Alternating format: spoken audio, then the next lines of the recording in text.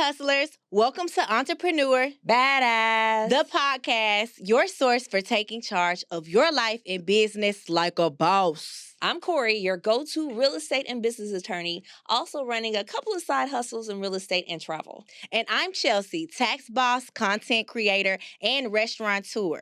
We've both built million-dollar businesses, and we're here to share what we've learned along the way. That's right. We're all about helping you grow, not just your business, but yourself too, and doing it your way, because being an entrepreneur is all about being a true badass. So buckle up, grab your hustler spirit of the week, and let's dive into building your business like the unstoppable force that you are. Let's get into it.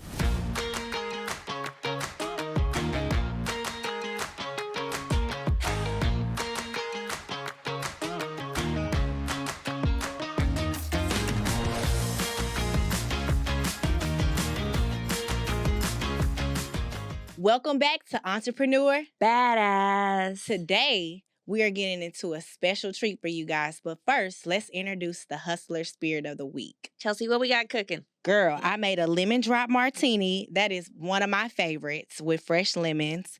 And we featured Highway Vodka. Highway Vodka is a Houston distillery that specializes in innovative process of incorporating hemp in their vodka. So drink up, ladies. Cheers. Cheers. Cheers.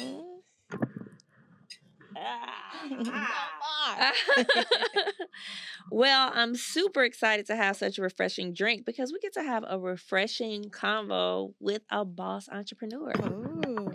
So let me introduce you guys to our guest today, Shan. You may know her from Simply Scents by Shan. She's a Houston native and the creative force behind Simply Scents, the candle company, which she launched 22 years ago in her grandmother's kitchen after leaving her flight attendant role post 9/11. Inspired by Martha Stewart's episodes, she invested her first paycheck into her business. With 8 years in the U.S. Air Force, Shan's determination drives her community activism, including job skills training for the disabled. Simply Scents offers products like triple scented candles and the popular candle bundt cake with a 90-hour burn time. So make sure to visit her store at 5211 Alameda in Houston, or just go online. And if you are TikTok ignorant, maybe you don't know her, but if you've been on TikTok, you've seen her. So make sure to check out her warm and authentic offerings. Shan, That's great. Thanks for having thank me. you for Thanks joining us. You're welcome. We're super excited to have you. And first things first, when it comes to being a badass, what do you think makes you an entrepreneur badass? Because I get it done. Like, I don't hesitate. I don't wait. I don't ponder. I just get in there and get it done consistently every day. Get her done. Get Okay. it done. Just get it done. Whatever it is, get it done. And if you haven't been to her stores, you will see her in there. When you say handcrafted, somebody is in there making these candles, guys, and making it with love. Yes. So we talked a little bit about how you started, but really, what made you think this is like something you can make in a business? Well, like they said, after the Martha Stewart taping, right? So I made my first batch of candles, and it was just like, I didn't realize what passion was until that moment. And it was like, oh, what if I could have a business, because they run out and people have to buy more, but they have to be really, really good.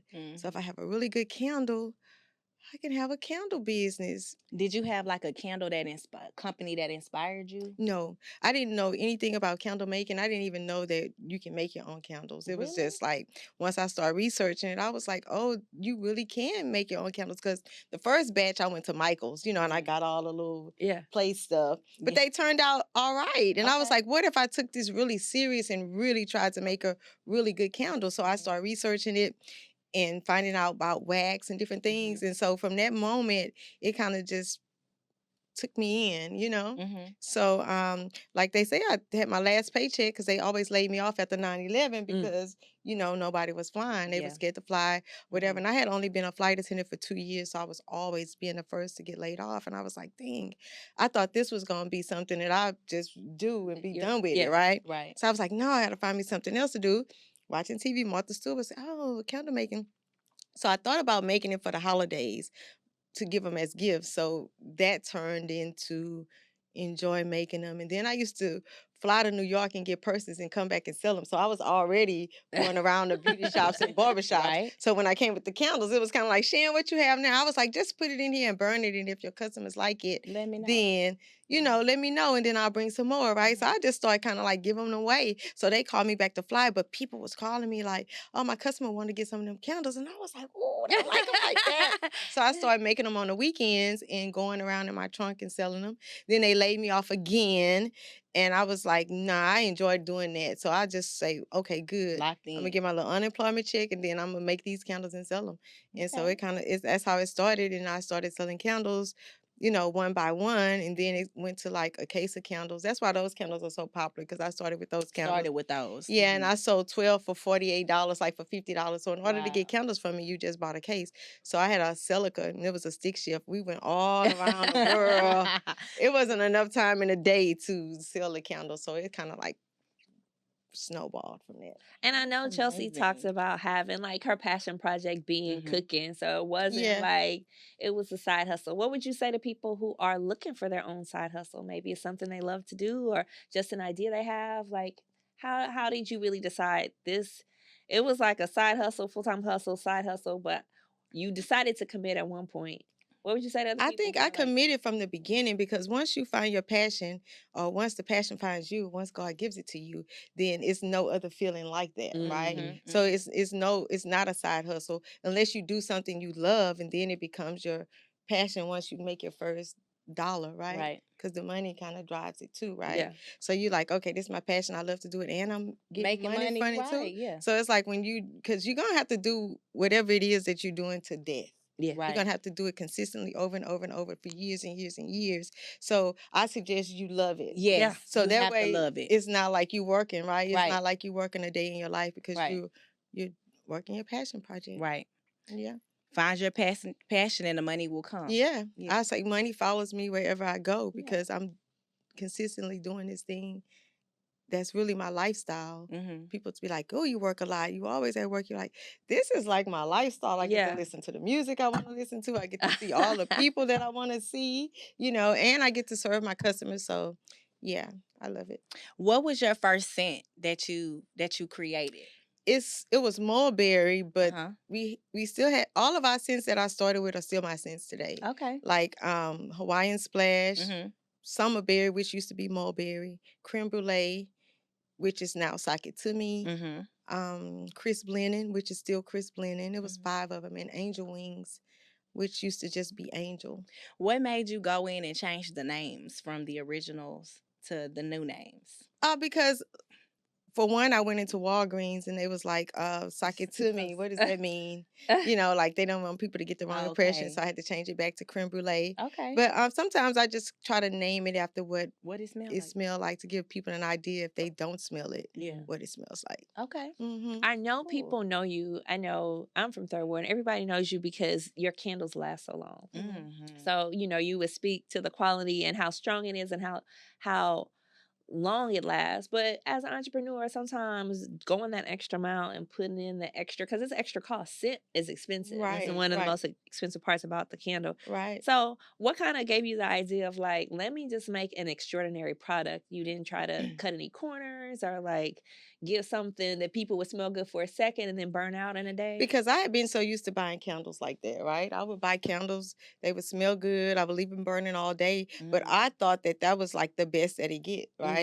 So I was like, what if I make a candle that you can really, really smell like what I want a candle to smell like? So that was my passion. And it was just like, oh, how can I do that? Okay, what type of wax can I use to do that? What type of fragrance oil can I use that? How much fragrance oil can I use to do without that? blowing Because up. it is flammable, yeah, and it will catch fire. So it was just all those things and just pushing it to the limit, and then selling it at a reasonable price so people will burn it. Because if you sell it for too expensive, they be like, I'm just gonna burn it I'm when gonna I have save this one right.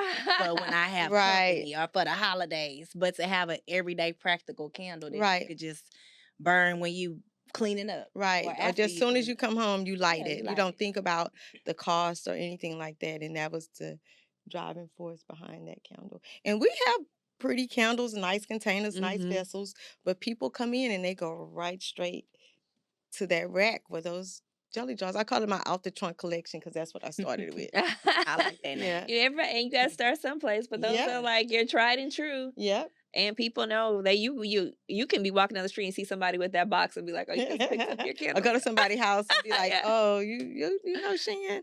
Like, no, I don't know her, but I know her candle, and I love that too. Yeah. Because it used to be like you kind of would have to know me Mhm. in order to get my candles. Yeah. Because I was in the trunk of my car, so That I had to reminds come me to of you. the cake lady. Oh, which And one? that's her name, the cake lady. Oh yeah, I know Over her. on Homestead. Yep. You know how she Yep. come to you and she have all these slices of Yep.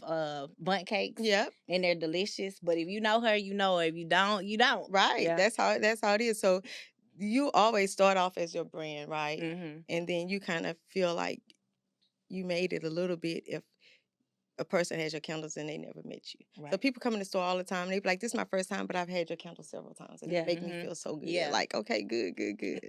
So Well, oh no, you go ahead. what made you say, okay, enough of the trunk, let me get an actual storefront? Because I started missing money. It wasn't enough time in the day to to run around go town. around all day long trying to get to people. So Yeah.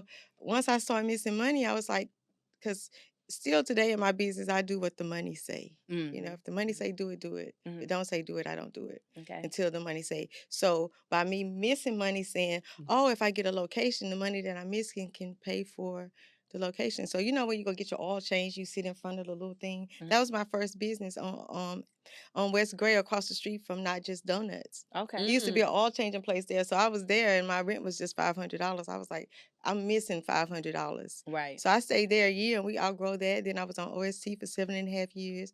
And now I've been on Alameda for 10, 11 years. Okay. Mm-hmm. Are you thinking about any other additional locations? Yeah. It's just Northside? so hard for me to get this one location together. Yeah. You know what I Trust mean? me, I get it. Because now we moved to the warehouse because we used to make candles behind the store. The store was up front, made candles. So now we have a warehouse. So I'm getting used to not being at the store learning how to inventory the store because I'm still learning my business. So Yeah. inventorying the store. So I could very well go get another store, but then that'll be just so much pressure on me. And Yeah. I want it to just be streamlined. So I may not even have to, I can franchise it out, you know. What type of challenges are you having that are slowing down the process of streamlining that particular location? I think it's just because it's just so many avenues to my business. You know, it's not just a candle store. You know, it's TikTok, then it's candle making classes, then it's fundraisers, and then it's CEO Shan. It's just a lot of things going on. So it's just a matter of streamlining this. Okay, so now this store is streamlined. So now let me get the warehouse, the manufacturing side down. So I think if I didn't manufacture my own product, it would be a lot easier. Yeah. So it's like two totally separate different entities, you know, like the manufacturing side and then the retail side. Yes. So How'd it's you just decide to go into all these different, because you have a path that's like, yes, it makes sense, but all of these are different leaps of faith because you have one, are people going to like my candles? But then it's like, people going to trust the storefront? Are people going to come if I teach a class? Are people going to pay money to come learn from me? You've gone on tour and taken kind of the inspiration and your candles all across the nation, but that's a whole nother reach because it's not in your home market. Yeah, because my aim is to become a household name, and I know that will not happen if I don't wholesale so other people can sell it, then people find out. Because I want to be like the Mary Kay of candles where I sell to people and they resell the candles. I saw you were doing that kind of like a network marketing kind of setup where people can actually be an agent and work as, you know. Or you can even put your own labels on it. People be like, what if we don't want your labels on it? And that's fine too. You can just not have the labels on it. Yeah, my thing is just since I'm in the manufacturing business, it does not matter if my label on it or not. It still comes back to the bottom line. You know? So it's just a matter of just because once you find your passion, it's just so many things to do, right? Like you doors will start opening, and then if you're in business, it's like I'm in business, so how can I not take that opportunity or that leap of faith and to do this? Because you know, my level of success is high. Yes, you know, some people have like, okay, if I've been in business 5 years, I'm successful, which that very well may be the case, but mine is really, really high. When I saw 22 years, I was like, whoa. I have this magic number where I think anybody that has been in business for 20 years, you're like a pro. you've been through so many things. You've seen so many things. You failed at some things. You've won at some things. And it just takes a different level of entrepreneur at 20 years. Yeah. So I want to commend you because I've been a business owner this year for 10 years. And I'm like, all the stuff I've been through, all the things I've seen, all the things that I still have to go through. Right. 20 years, I might be dead at this point. So that's amazing. Well, we all have hiccups along the way. And being an entrepreneur for 22 years is just like the amount of things you've had to overcome, because just because it looks pretty on TikTok or on social media doesn't mean it comes without its problems. Right. So why don't you tell us about some of the challenges that you faced as you not only have grown this brand, but you've transitioned in so many different arenas to show different sides of yourself in entrepreneurship? Well, one of the challenges that I'm facing currently is I'm getting an audit, which is a headache by the Texas State Comptroller. Yes. And that's Sales tax audit? yes. Yeah. And this is my second one, right? Mhm. So for so long, I didn't make money, right? So you got to do what you got to do, Right. Yeah. to survive. Mhm. So when I started making money, I started doing the right thing. Yeah. And that's when I got audited. Right. And then they go back on you for 4 years. Mhm. So I end up on a lot. Mhm. Got it down. It's cool. Then they came back and audited me again. So now I'm in the process of a current audit. So that's like a headache. Yeah. But you learn a lot because it's a lot of stuff as business owners, as I was telling my auditor, we don't know. We don't like know. certain things I didn't know that. So if you come in and I know you have a business, I wouldn't have charged you tax because I know that you're a business owner, right? But they like, no, you can't do that because they have to actually sell the candles and give you a sales tax permit. So this is it. So it's like slaps on the wrist. But that's one of the things, just about finances and auditing and stuff. And people don't realize that the comptroller has the ability to completely shut your Yes, business they down do. They and do. freeze your accounts. And they put a lien on one of my properties too. Yeah. They have a long reach. And I Yeah. know I have a business that I haven't operated in like 3 years. And I just kind of forgot to tell them that I wasn't operating. And so they were like, you didn't pay your sales tax. I was like, what sales tax? I didn't. You still have to make any file money, it. but you still have to file them. And if you don't, you have to let them know. And if you don't file it, they'll charge you late fees. Yeah. You'll look up and you'll owe them thousands of dollars because all these quarters have passed. No, that's definitely what happened. I was like, what money? Right. What sales? Yeah. They're like, you still got to pay us late fees. It may be no sales to report, but I still need them late fees. Yeah. That's why it's very important once you reach a certain level to really have you a really good accountant. Yeah, I have a really good accountant now. And I didn't prior to the audit, which was like 6 years ago. So it's cool now. Yeah. You got to get people around you who know what you don't know. That's right. You have to build Yeah. a team. I tell anybody, when you're operating at a high level and with you have so many, like you said, different avenues that you're involved. You should have somebody that knows more than you in each one of those. And y'all don't have to get along. So the people that's most important to me in my business, we are just not like best friends. It's not like bitter. But me and my accountant, we kind of go back and forth because I'm still a little stubborn because you need people to put their feet down and be like, nope, this is what you need to do. Nope, you need to get your, what is that we're doing? Trademark. Yeah. You need to, these are things that you need to do. So, they don't always just have to be the nicest people. Right. So I love my accountant. I got to take her to dinner because she saved me in this audit, but this probably be the first time we sit down and laugh and talk and kiki kaka. Because when I see her, I'll be like, oh, man. I hate to see you coming. We don't like the money people. Hate to see you coming. She be like, the tax collectors are in the Bible. And this. Okay. But yeah. So, okay, you have a team around you. Did you have any mentor, or as you have grown and kind of expanded to different product offerings, do you have a mentor that is somebody who you respected or kind of guided you through some of these potholes? No. It's because so I listen to different master classes and stuff like that, right? But as an actual person guiding me, no, because I felt like every mentor I had already done what they were telling me to do. You know what I mean? I I just need a really advanced person. Mhm. You know, like, so the ones that give you SBA and stuff like that, they're good. But I've been doing this a very long time, so you know what I'm saying. Everything you tell me to do, I kind of done. You I don't need want some 1, more 2, 3, 4, I need some 5. more innovative, Right. you know, forward thinking. And it's really hard to find that when you've been in business 20 years. Yeah, so I think God is in that when it's time, like, you know, even if it's through like a business partner or something. I don't have a business partner. I don't say that I want one, but 10% of $10 million is more than 10% of 1 million. I you know? definitely have reminded clients who are like, I don't want to split it. I'm like, you split, you want nothing or you want to split it? Yeah, Because yeah. splitting things is better than, you know, if Yeah. it's an upgrade, it's an upgrade. If it's an upgrade, yeah. If it's an upgrade. And then it's not always about the money. It's about what that person can bring to the table. You know, Yeah. it may be. I've seen people that have their accountant come on as their business partner. Now that's one thing you don't have to do, or a lawyer coming on as your business I've definitely partner. seen social media people too, because they'll say, okay, this is your baseline of your business. We'll scale it XYZ. And then it makes sense if they're going to do it, you know, include their services free of charge. So it takes out the expenses and then get you further than where you are. Right. You know, I think you have to just make those assessments one by one as people bring those opportunities to you. And it definitely can't be based on the money, though, right? Because once you get the money, how you going to know what to do with it? Because you're going to keep doing the same things you've been doing with it when you should really be doing something else different with it. Yeah. So, yeah. But I'm not opposed to a mentor. Yeah.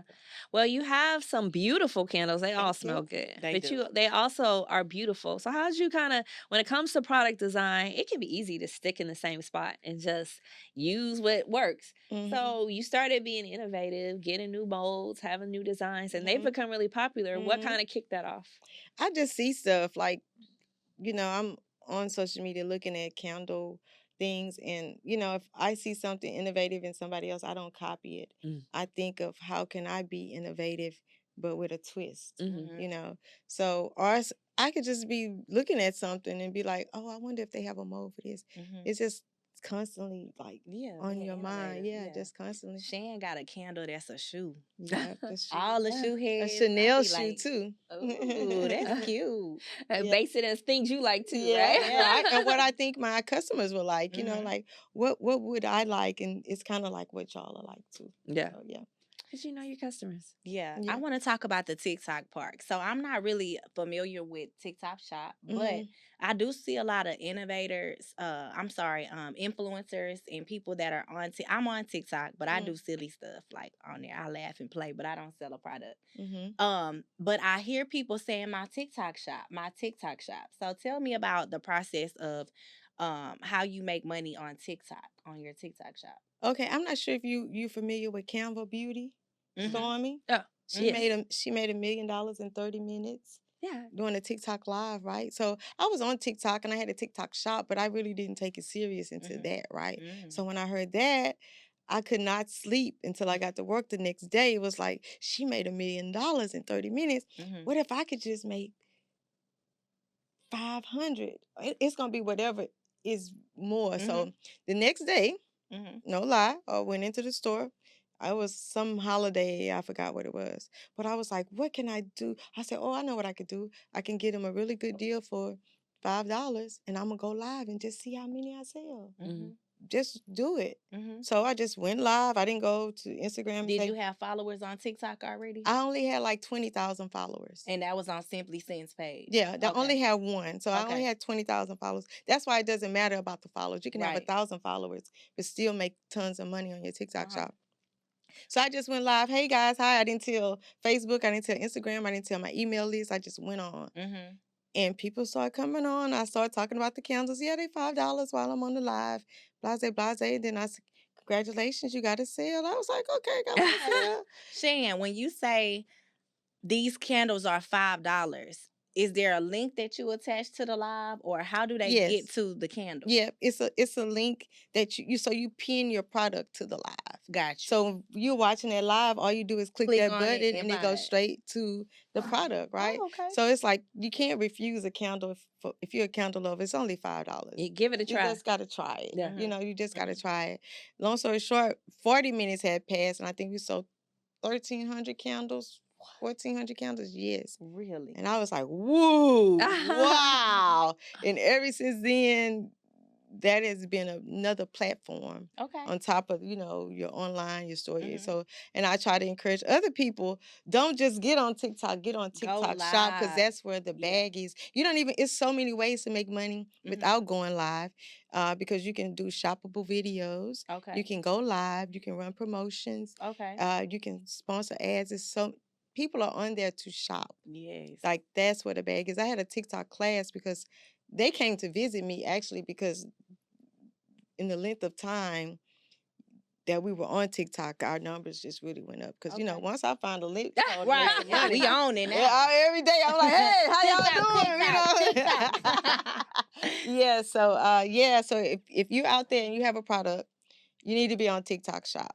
Social media, Instagram, stuff like that, that's I great want to make a product to drive sales to your email, your website, or to your store. But I don't make any money with all those followers, and I only have 22,000 followers, and I make $25,000-$30,000 a month just off of TikTok. Wow. Yeah, but that's it's amazing. It's work, because you got to get the candles out in 2 days, so it's not like I'm just on there making money. Right. I'm working for it, but it's worth it. And then you get so many customers that's never heard of us. Like, when I'm pulling those orders, out of 200, I may only get 3 or 4 people from Houston. There are places that I can't even pronounce. Yeah. And one thing about it is, like, once you get our candles, it's like you kind of hooked. You love them. You want to keep getting them. Yeah. Especially if you go back on TikTok, right? Yeah. Does TikTok take a fee? Yep. They take 4%. Okay. Which is, but they drive. It's like a partnership, because they drive traffic to you as well, because they want to make money, right? So it's like a great partnership. So they came and paid me a visit and just went over some things with me, some questions that I had, and of course I had to share that with others. So yeah, that's amazing. And I love that you share the information with other business owners and other people that have products as well, because a lot of people try to gatekeep.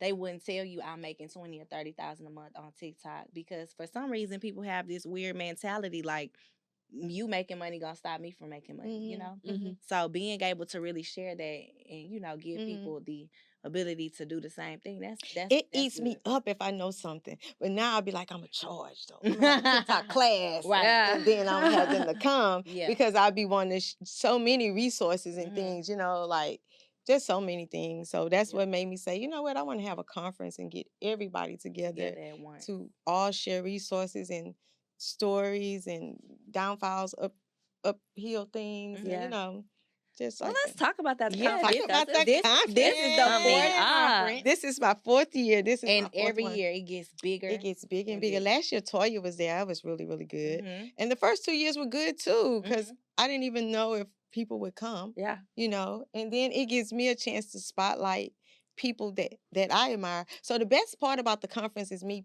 picking the speakers. Like you know, like, so I'll be like, in the beginning, I was like, okay, who I'm gonna have this year? Like, and then I start seeing things on social media, and then I'd be like, oh yeah, because I remember you used to be at home, right? And you used to always have a candle. Yep. And then by me going to your restaurant now, that's inspiring to me, even though, I used to do the cooking show. Yeah. And every time I recorded, I would have a bouquet of flowers and her candle in front of my flower, and we would record it, and I would tag her in the videos. And I never forgot that. So it's kind of like, oh yeah. And on top of that, I love the fish sandwich on Friday, and the fact that you went from there to this and then to a podcast. So I be wanting to hear people's story, because like, I don't really know your story, but I'm gonna find out. Yeah. So it's kind of like a podcast on stage, and then you get to know people, and then you kind of can introduce this person to people that may or may not know them. Right. Yeah. So you get to talk about and then you're going to be on there. So I want y'all to know Chelsea's going to be. I will be at the Stay Lit conference. Y'all seen her cute flyer. December 8th. It's going to be at Tribeca. Yeah, it's going to be at Tribeca. So why don't you tell us a little bit more about all the things that people can learn and experience when they go to Stay Lit Conference? Okay, first it's going to be an awesome vendor. So we have like a lot of vendors, like really nice vendors. So you'll be able to shop, right? And then it's just like a feeling that I want people to leave with. I want them to leave feeling really good.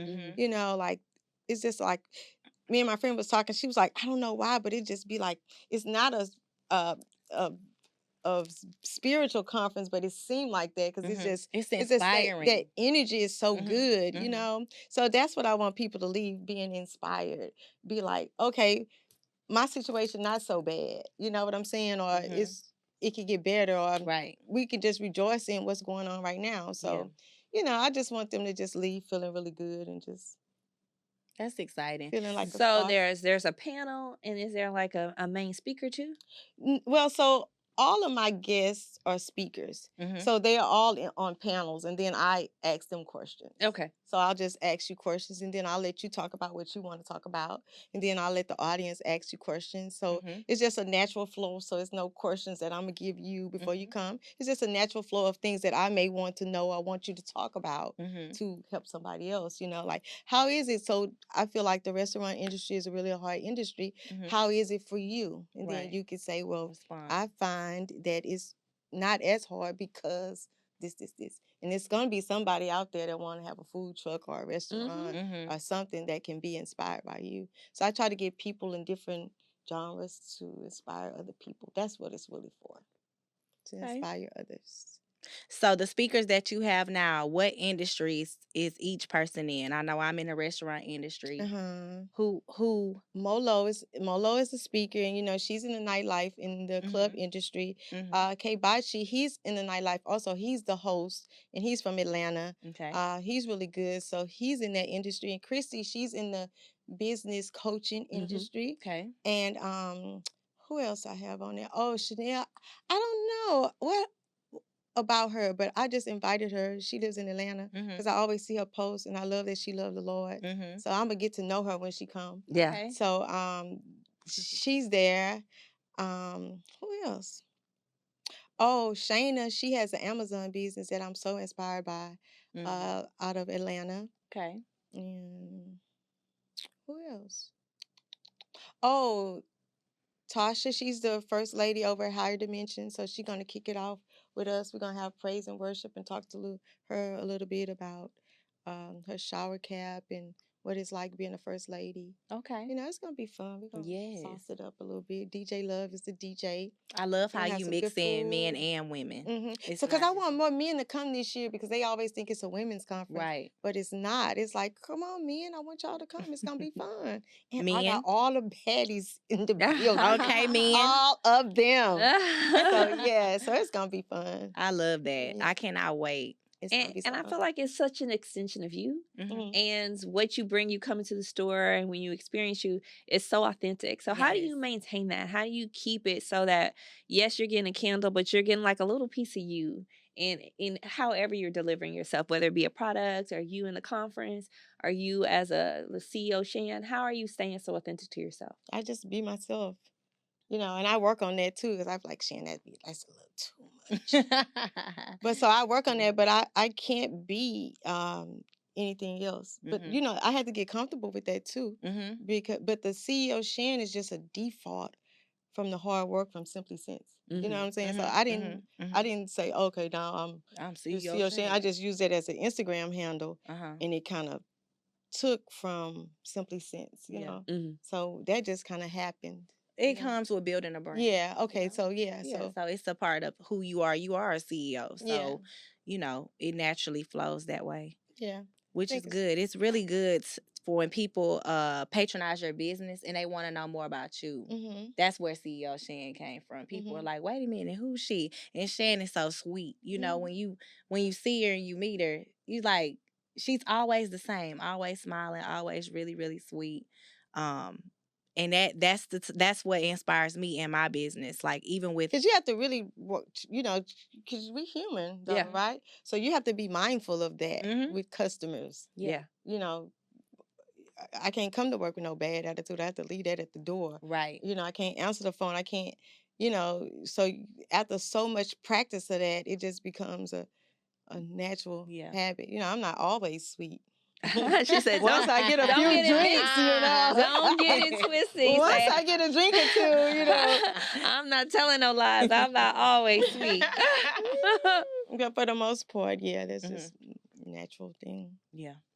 Well, some of what you bring in your heart is in kind of your service, and we talked about in the intro, but you do incorporate people with disabilities into how your business works and your structure. Kind of what brought you to that? Well, when I first started, my coworker, I think he's been with me like 15, 16 years. But when I first started selling candles, I got burnt so many times, because people are coming to your business and they feel like since they're smarter than you, they're whatever they think they are, that they can take your business and run with it or do it better than you or stuff like that. So I experienced a lot of that. And that was hurtful because, I'm just starting my business. So I was really guarded in the beginning. So I noticed that my coworker, I got him through the DARS system. It's a system called DARS, but he's always excited to come to work. He's not worried about trying to run a candle business. And it adds so much value to his life to be able to have something that he's a part of. And so that feeling gave me like, okay, so my little work at the warehouse is repetitious. Anybody can label, lid, wipe, you know what I'm saying? So that led to, just working with the disabled community. And then working with the students at Jack Yates in the special ed department, training them to work and, because they're going to grow up and they're going to have to provide for themselves.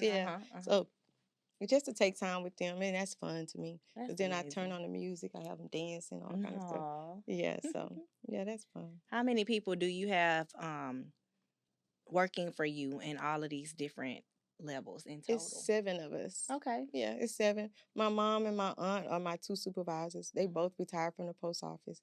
It's like I work for them.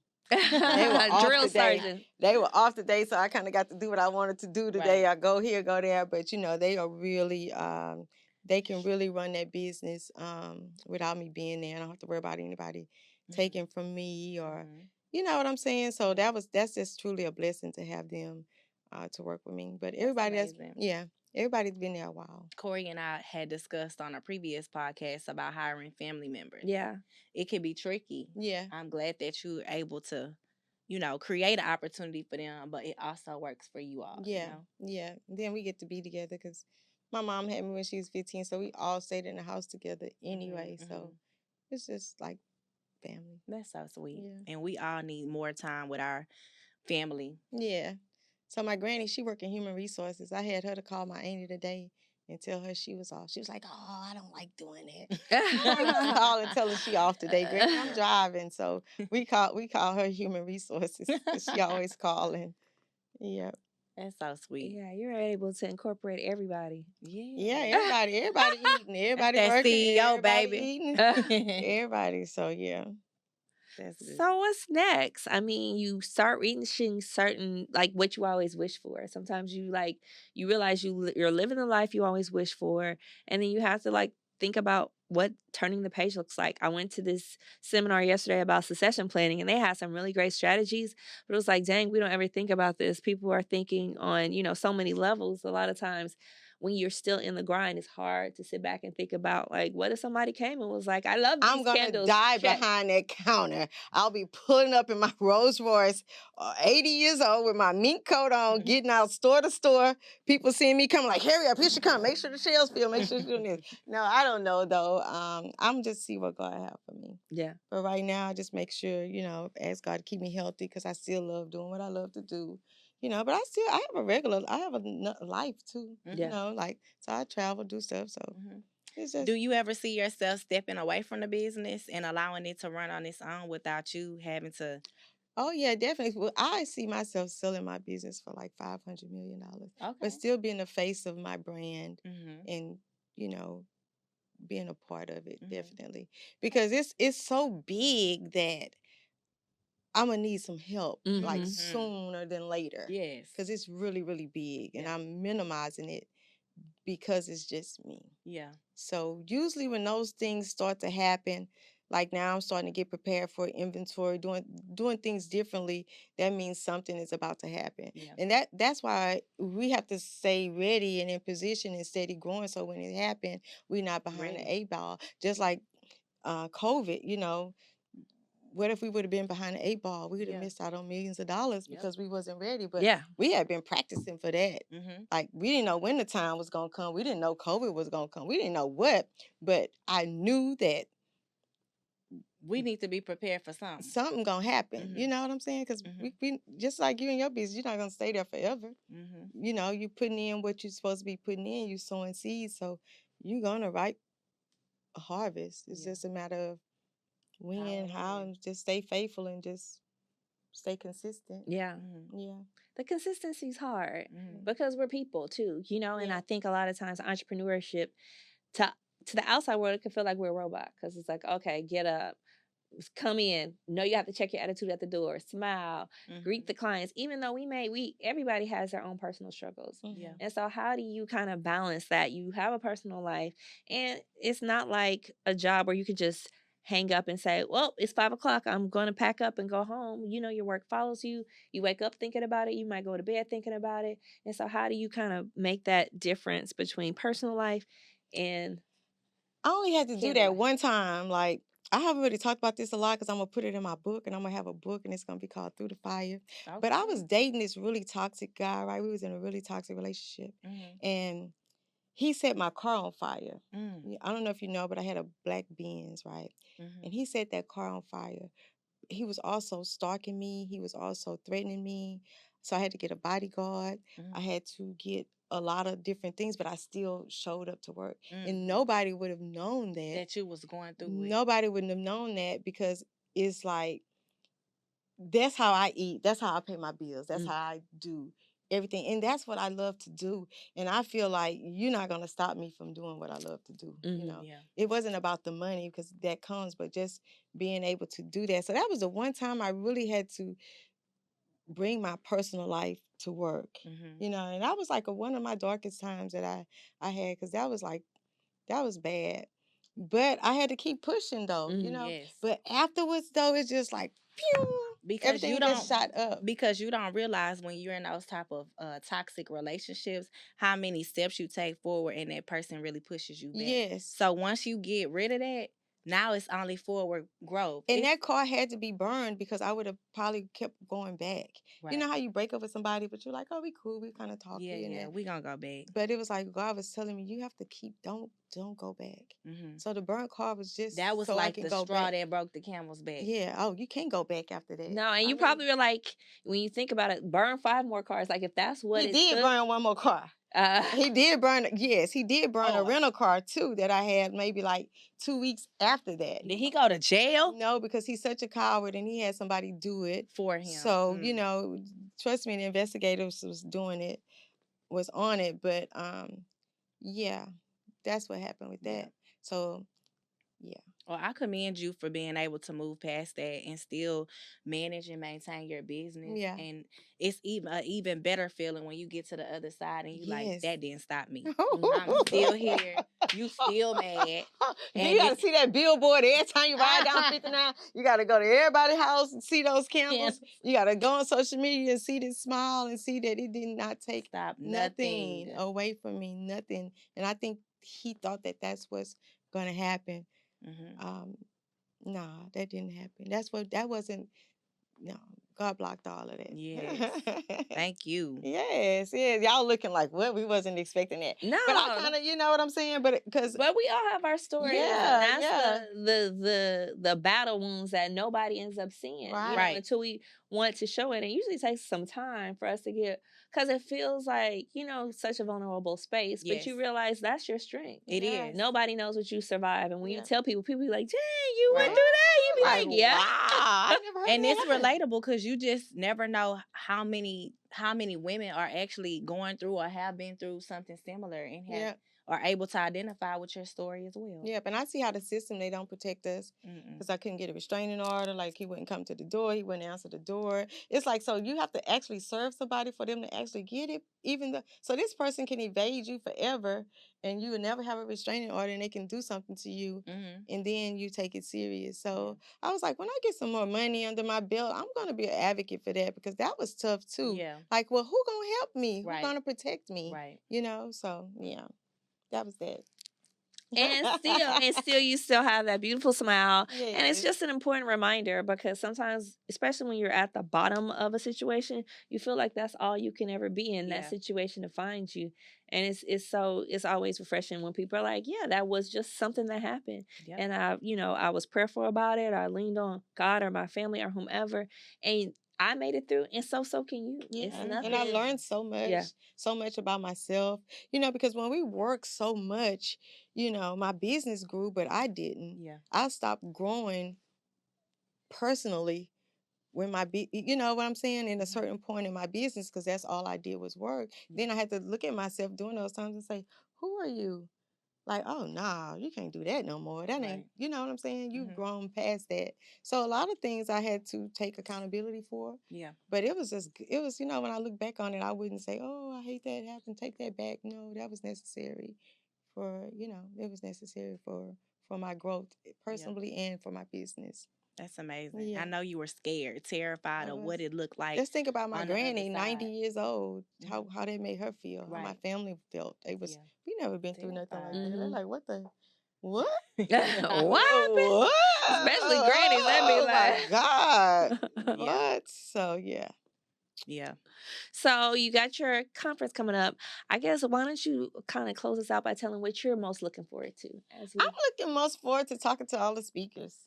Like, just having this type of conversation. Like, because it always be something that come out and you be like, wow, Right. just like this, Yeah. right? Yeah. Like, so then I want to hear, how did you overcome that? Yeah. Or how did you celebrate that win, or whatever. So I just like talking to the and just interacting with the audience. It's just like a really good fun time, and the time go by so fast. Yeah. Everybody's so pretty, and Yeah. it's just like lights, camera, action. Yeah. So I'm just looking forward to just the whole day and just talking to the panel. Well, what's next for you in 2025? It's right around the corner. I know. This year I'm gonna just slide into it and just see what's there. Like, I'm gonna slide into it and see what's there. I just kind of go when the doors open. I go in and I don't question it. Like, Lord, you sure you want me to go in that door? Oh, that door open. Let me go in it. Then I realize, okay, this is what's for me in 2025, because I could say all of it. Oh, I'm gonna do this and that. And I don't be doing. Are there any stores on your wish list that you want to see Simply Sense in? I heard. Let's go ahead and manifest. I know. Let's look. I'm a master manifester, baby. Let's say it. I heard you say Walmart. Oh, I want to be in Buc-ee's. But this is the thing. I was in Walgreens for 6 years, and I was in 26 of them, and I did not make a profit. Really? So it's a thing that you have to know about those big box retails too. You have to be in a position to be able to only get 10 or 12%. You know what I'm saying? So it's not a lot of money in there. It's good marketing. It's because exposure. It's exposure. So you have to really be ready. I would love to be in HEB too. And I could start off with 2 or 3. I'm cool with that, and then work my way up. Because, I got that experience from Walgreens, and I learned that you have to really be ready for that. Like inventory, and already making money to where you're not so dependent on the 12%. Right. So you can kind of chalk it up as like a marketing expense. But yeah, Buc-ee's, I would love to be in Buc-ee's because all of their candles stink. I went in there. And I've sent them several samples too. And I've tried to get in HEB. You ask people. So I was like, when that door is ready to open, it'll happen. Yeah, for sure. HEB, you go to them to each store and just pitch. Yeah. To the manager? Yeah, to each store. They're not like one big chain. You just go to each store, HEB store, and you talk to the general manager and pitch your product. Well, that's good to know. That's how Walgreens you could do it too. Yeah. Come on, 2025. Yeah, 2025. Well, we're so thankful to have you. We always like to cheers our guests. Girl, you know mine always gone. I know. Cheers, y'all. Thanks for having me. Thank you for coming. Of course. And we're going to share below where you can go ahead, grab your candles, especially because the holidays are coming up. Your family will be in your house. It's no hiding. However your house smells, it can smell better with Simply Scent. So grab that. Definitely. As always, like, share, and subscribe to the Entrepreneur Badass. And if you guys have any product questions to ask Miss Shan, drop them below. Yep. Oh, and get your ticket to the Stay Lit conference. Yep, CEOShan.com. Early bird special ends tomorrow, which will probably be over. But CEOShan.com. And if you'd like to be a vendor, we still have vendor spaces up. Yay. Yay. I can't wait to see all of you guys there. It's Yes, gonna be so it's gonna be fun. lit. Yes. All right, guys. See you next time. Bye.